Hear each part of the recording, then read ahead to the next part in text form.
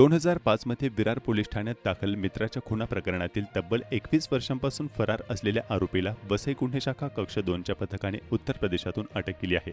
समांतर तपास, गुप्त माहिती आणि तांत्रिक विश्लेषणाच्या आधारे प्रयागराज जिल्ह्यातील पुरामुफ्ती परिसरातून राजेश सुरेश सोनकर पैवर्ष 41 याला 25 जून रोजी ताब्यात घेण्यात आले।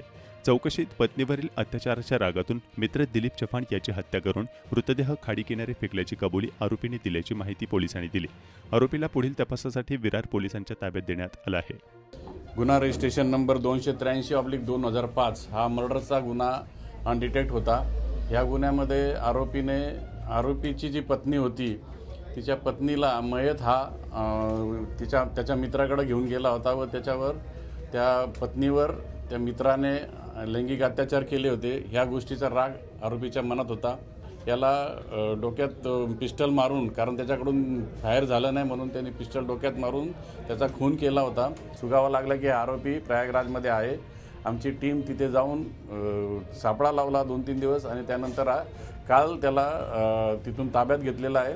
ताब्यात घेऊन त्याला आता बाकी सोपस्कार करून ठाण्यामध्ये मुंबईमध्ये आणणार आहे आणि त्याच्यावर पुढील कारवाई करणार आहे।